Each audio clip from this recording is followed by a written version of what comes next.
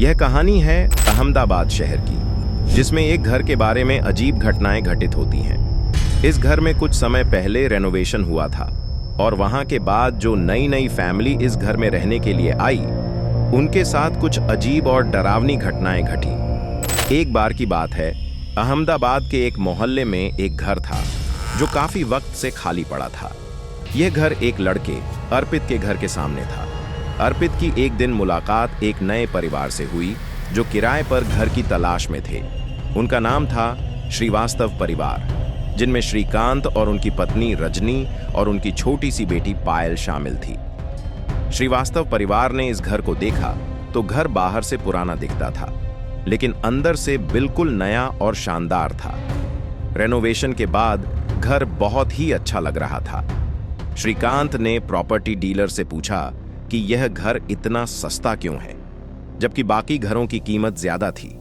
Property dealer ने कहा कि इसका मालिक जो ऊपर के फ्लोर पर रहता था, इस घर को लंबे समय से खाली देख रहा था और उसे बस कोई चाहिए था जो घर का ध्यान रख सके, इसलिए उन्होंने कीमत कम रखी थी। श्रीकांत और उनका परिवार घर में शिफ्ट हो गए। पहले कुछ दिन तो सब कुछ सामान्य था, लेकिन फिर अजीब घटनाएं होने लगीं।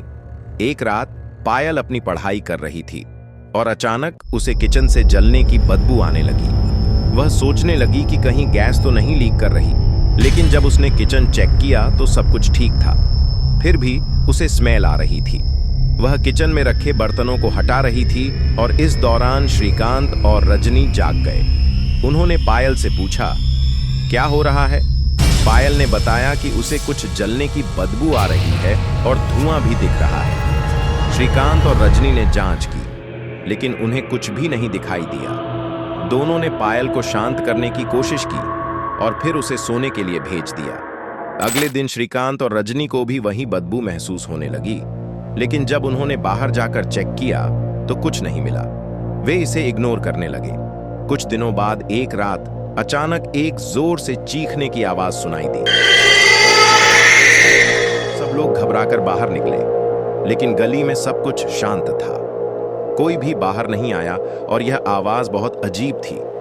अगले दिन श्रीकांत की पत्नी रजनी ने ऊपर के ओनर से मिलने का फैसला किया और उसे बताया कि घर में कुछ अजीब घटनाएं हो रही हैं। ओनर ने बताया कि पहले यहाँ एक परिवार रहता था और उनके साथ भी ऐसा ही कुछ हुआ था। श्रीवास्तव परिवार की जिंदगी धीरे धीरे बदलने लगी। पायल जो पहले बहुत पढ़ाई करती थी, अब खेल कूद में ही ध्यान देने लगी थी।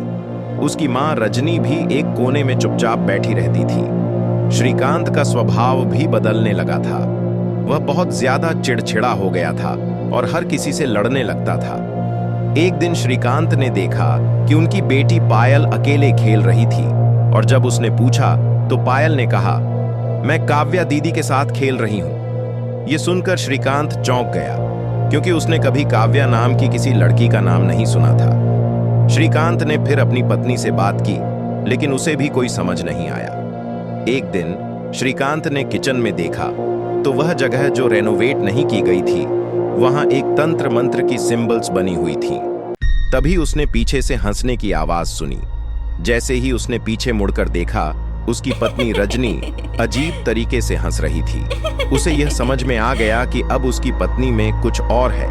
श्रीकांत ने तय किया कि वह अपने परिवार को लेकर इस घर से चले जाएगा। अगले दिन वह अपनी पत्नी और बेटी के साथ इस घर से निकलने के लिए तैयार हो गया। रजनी ने जब यह सुना तो गुस्से में आकर कहा, मैं कहीं नहीं जाऊंगी, यह घर मेरा है।